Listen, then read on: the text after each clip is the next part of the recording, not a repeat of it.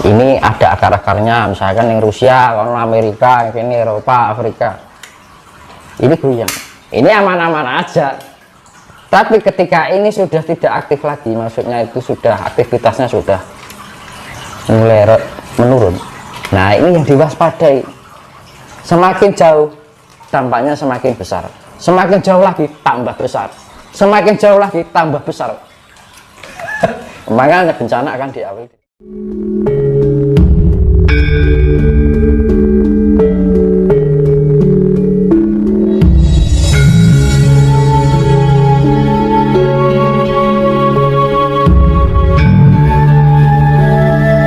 Meletus itu kan saling terkait antara jalur magma ya, bilang arus Mediterania. Jadi jalur magma itu kan terhubung kan kayak gitu kan, antara jalur satu dengan yang lain terhubung. Jadi suatu terjadi gunung meletus yang lebih dari satu tempat dalam waktu yang sama, itu perlu diwaspadai. Itu ada tekanan dari perut bumi, karena bumi itu kondisinya sudah panas ya, kayak kendaraan nih loh. Motor itu kalau mesinnya panas kan jebol ya kan, ya sama aja bumi ini bagikan generator berputar. Kondisi permukaan bumi ini sudah banyak polusi, dengan akhirnya terjadi pemanasan secara global, mempengaruhi daya tahan atmosfer ya kan, lapisan ozon. Akhirnya apa, energi radiasi matahari itu sangat berpengaruh pada kondisi bumi ini sendiri. Nah, makanya ketika ada erupsi gunung di berbagai tempat dalam waktu yang bersamaan, itu walaupun terjadi beberapa gunung, itu perlu diwaspadai. Dan satu hal, Jawa ini bagaikan pusarnya bumi ya. Semua gejolak itu pasti diawali dari pusatnya. Jadi kejadian alam itu diawali dari tanah Jawa. Namun itu punya akar, seperti akar itu. Jadi arus lava itu bagaikan akar yang menjalar kemana-mana. Itu saling terhubung sampai seluruh dunia. Memang bencana itu dianggap Jawa ini bencana besar itu diawali di Pulau Jawa, karena Pulau Jawa itu mengidentifikasikan bahwa itu pusatnya dunia. Bencana diawali dari pusat, sudah jelas toh.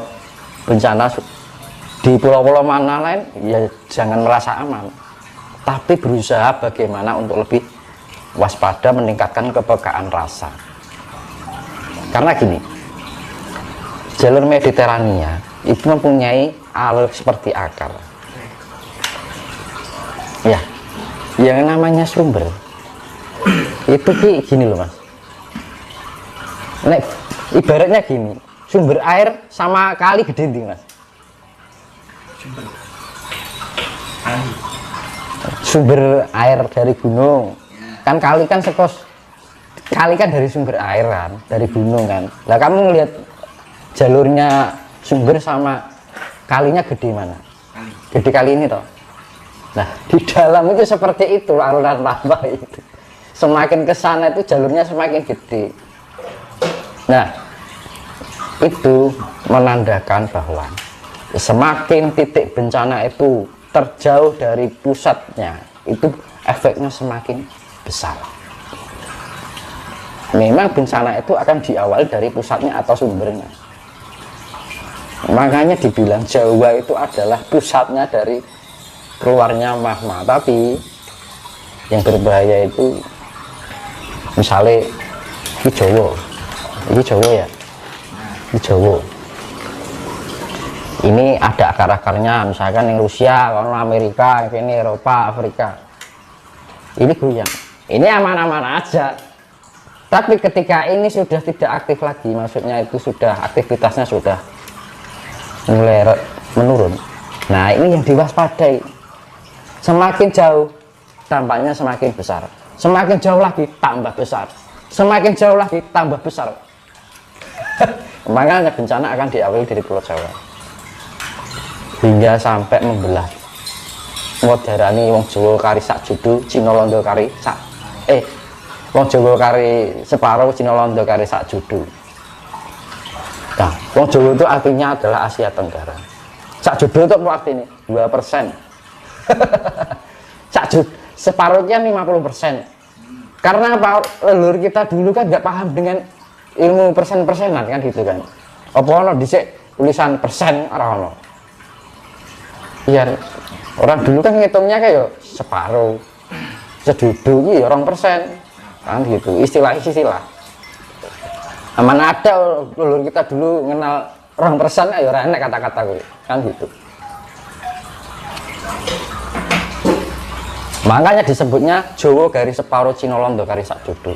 Nah, Cina itu kan mengapa orang Jawa itu menganggap Cina lah. Cina itu orang yang dianggap matanya sipit itu dianggapnya Cina. Sekarang ngerti nih, oh dhisik kan modelnya kan ya wis kaya kita nyebut ini mereknya apa air mineral apa nyebutnya Aqua padahal mereknya lain ya sama aja kan gitu. Terus Londo kita kulitnya entah itu dari luar negeri ya, mungkin dari kulit hitam atau putih dianggap itu Londo kan gitu kan.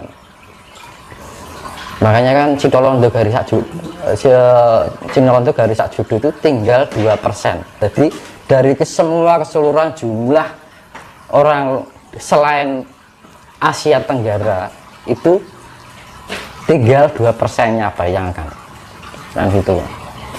Terus sak judu separuh itu artinya 5%. Nah, karena leluhur kita dulu kan nggak mungkin kalau ngomong 5%, bahasa seperti itu kan belum ada. Ya, ngomongnya 50 apa separuh artinya 50%.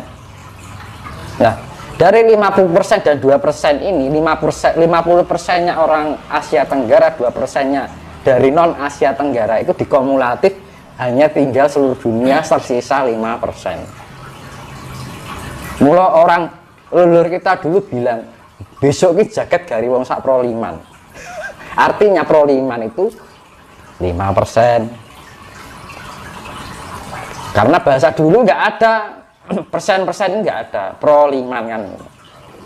Makanya itu diperbandingkan 100 banding 5 itu, makanya wayang itu bukan sesuatu yang cerita yang belum apa ya namanya dulu pernah ada, tapi itu memang menggambarkan sesuatu kejadian dari awal manusia tercipta sampai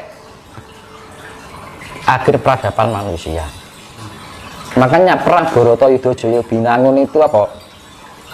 Pandhawa 5, Kurawa 100. Perbandingannya kan 5 banding 100. Nah, 95% itu nggak tahu kemana kan gitu. Yang selamat Pandawa. Tapi 5%-nya seluruh dunia kan banyak. Ya kan? Nah itu apa nggak mengerikan gitu. Makanya kan dengan adanya kawruh-kawruh kayak gini, ayo ben ngupaya carane selamat kan gitu kan. Zaman sekarang kan orang kalau belum tahu belum lihat di depan matanya itu belum percaya kan. Makanya kan perlu pengolahan spiritual, kebangkitan spiritual itu biar memahami sesuatu yang sekiranya nanti akan terjadi kan gitu. Nah, itu kan bukan karena memang yo menungso ki kan gampang kan gitu. Lah yang penting iso madang iso mangan ngopo mikir tekan ngono lah gitu. Kecuekan manusia itu loh kadang. Ya kan tidak mau memahami kondisi alam, akhirnya apa? Lali, lupa diri. Ya kan. Hanya mengedepankan keinginan, ya kan. Semua hasrat, keinginan, nafsu dunia, angkara murka. Karena apa? Alam target utama alam itu adalah satu, angkara murka. Keduanya orang yang merasa pintar dari ketidaktahuannya itu tadi. Makanya kan lebih baik jadi orang yang merasa bodoh tapi berusaha untuk memahami dan mengerti. Kan itu penak atau tadi wong yang ngerti. Apa nek kuwi ngajarke sesat kan ya ora.